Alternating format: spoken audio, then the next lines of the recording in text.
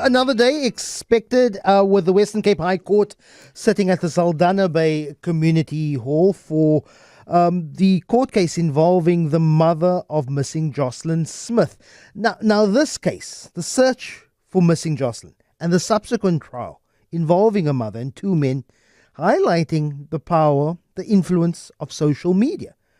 Because during the search of Joshlin, remember, about a year ago in Saldanha, we had a number of people going live from the site of the search, speculating on the whereabouts and who was involved. Even Gayton McKenzie, that time still in his capacity as the leader of the Patriotic Alliance, went on Facebook Live numerous times, numerous occasions, attracting thousands of viewers, because he too was speculating about the location and the fate of Joshlin, also interviewing Kelly Smith. This was before she was charged and arrested by police. Take a listen. This is what was some of the things that we saw and heard on social media. What's the name? Michaela. You were arguing last night and I told her, you are like the rest of all the people. You all want to accuse me of something that I don't know. So, but still, I'm not going to talk to you because you are a liar. And you're making me look bad for something that I don't know. She said that I sold my child for 10 kg. 10 kg. Yeah, I told you not 10 kg. kg is here, it's 10 k. Yeah. 10 kg. It wasn't just Gayton McKenzie, there was also Shakira Khanif, also known on social media by her followers as Sheikh's Warrior. She told the court how she travelled to Saldanha to search for Joshlin and how she became suspicious of Kelly's behaviour, a social media influencer being called by the prosecution to testify. So what are we seeing at the moment? How do we navigate this trial by not only just media, but social media? Are there legal pitfalls that we might need to be aware about when mixing the law and social media, especially in matters of life and death? Emma Sadlier, founder of the digital law company. Good morning, Emma. Really appreciate your time. Look, public interest in high-profile trials have, I guess, been there since the case of O.J. Simpson. At full TV coverage, dedicated channels being set up, and of course, full tabloids. We saw that also here in South Africa with the Oscar Pistorius trial. But what does it mean? What does it open up? The disappearance of Joshlin Smith, that for the weeks of the searching for her, inundated with social media posts, Facebook Lives, commentary, discussions, debates on these TikTok live forums. Has the world in which we live in, when we're talking about or broadcasting very sensitive cases, has it changed since the advent of social media and instant live capability? Yeah, absolutely. And it's such an interesting topic, but I think we've got to first acknowledge, Lester, that social media has changed everything. Every single aspect of our lives has been changed by phones, access to technology, camera phones, being able to take photos, take videos of anything that happens in real time. Everybody is a citizen journalist now. And it's a big part of my life's calling, really, is education around that. Because in the past, and I'm talking 15 years ago, when I worked at a big law firm, one of the jobs I had to do was to go around and teach journalists about the laws, about what they had to think about before they published content on the radio, on television, in newspapers and magazines. And then suddenly, with social media, everybody with an internet connection became a publisher and had exactly the same capability to reach a huge audience at the touch of a button, except without that training, without that knowledge. And I think that there's good and bad in it. The fact that this influencer who was called to the stand last week is for the prosecution, not for the defense, not to say, oh, look, these social media people are messing with our investigations. She was called on behalf of the prosecution to improve the state's case. I think that some of the Facebook Lives done with Gayton McKenzie were used in really taking the decision to arrest Joshlin Smith's mother, because it was very clear in those videos that she wasn't behaving like a woman whose child had gone missing. But in the same vein, obviously it can interfere with the course of justice in a very significant way. Because you had the defense ask and cross-examine Sheikh's warrior, did you go for likes? What did you stand to gain? What was your motive? And if I, as a defense, can somehow cast some doubt about the legitimacy of your presence there, why were you there? Simply to get more subscribers? And in a monetized internet with more subscribers, the more money gets deposited into your bank account. I have to ask, were you chasing sensation, or were you doing this for a proper motive? Well, I think that we've got to appreciate that being a content creator today is a proper job. And yes, the two are not mutually exclusive. You may be chasing likes, you may be chasing numbers, and maybe chasing an income, but you can still be doing a proper service. It's very much the same as the traditional media being translated into social media. I'm thinking of a woman that I follow on Instagram called Bella Monsoon, who has taken to publishing content around true crime around South Africa. And I have to tell you, I'm a lawyer myself. I have access to all these court documents. I very often go and watch her content around what's happening in the Joshlin Smith trial, what's happening in the Wilkin case, the child pornography case that's going on in Johannesburg at the moment. And both things can be true. They may be chasing likes, but they may be doing a service to the public in informing them about what's going on in the court. And it is a very controversial view. You know, there are some places in the world where nobody's allowed inside a courtroom. South Africa has always very much adopted the view that justice must not just be done, but it must be seen to be done. And access to courts in South Africa is a very important and very protected right, where, you know, it started with tweeting the courts, then it was broadcasting the courts, and now it's TikToking the courts. It's really a very interesting development.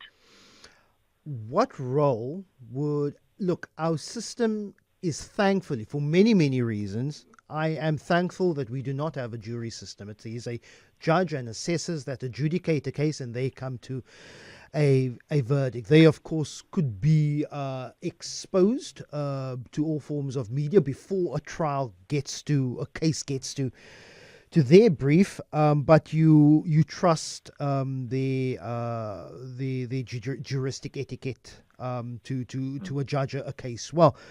But what different role would this have placed if, for example, this was a case that was in the UK or in the US, where there is some form of, where there are jury systems used? Yeah, well, that's where you've got to have a much lower threshold for what is contempt. What is, you often hear this term bandied about in South Africa, sub judice. You know, can we talk about matters that are under the authority of a court? And to be honest with you, I am so happy that we've got judges in South Africa.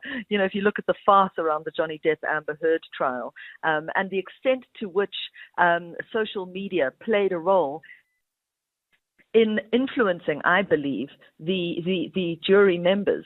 I think in South Africa, the law has it correct, and it's allowed to be as robust as it is because we have to high. You've got to show that there's a real risk of substantial prejudice to the outcome of the case, which basically needs to show that TikTok that I'm publishing needs to reach the judge and actually change the judge's mind, not just that there's a risk that it might, that it actually does change the judge's mind. So we've got a very, very high threshold.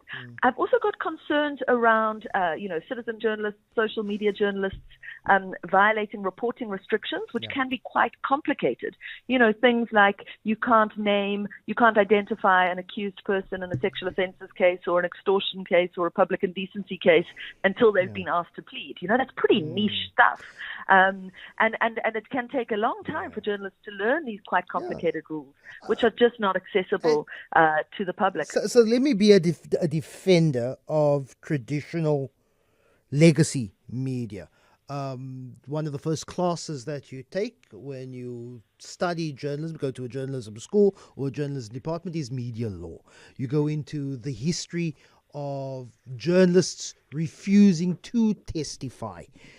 And that even though there's no legal privilege in South Africa, the law doesn't grant journalists any specific privilege to protect sources. You do so on your own ethics, to decide to say, I'm not going to testify on behalf of the state or a defense. I'm not going to be doing the job of any party here. And even if I'm subpoenaed and under the Criminal Procedures Act, I can then even face jail time under contempt of law. It's my journalistic ethics that I don't do so. But then also, I am also legally bound by certain codes and ethics. Broadcasting Complaints Commission if I'm in broadcast, a press code if I'm writing an article for a legitimate legacy media.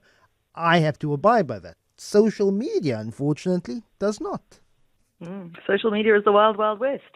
The same legal rules would apply. The ethical codes don't. And that has to be, that's, I think, one of the wonderful things about being a member of the legacy media, as you term it, because it is a more regulated, journalists are held to a higher standard of account. If you look at the ethical obligations inside, for example, the BCCSA or the Press Ombudsman's Code of Conduct, the Press Council, there are rules around confidentiality, privacy, dignity, allowing people the right to respond. What we see on social media is just such one-sided views.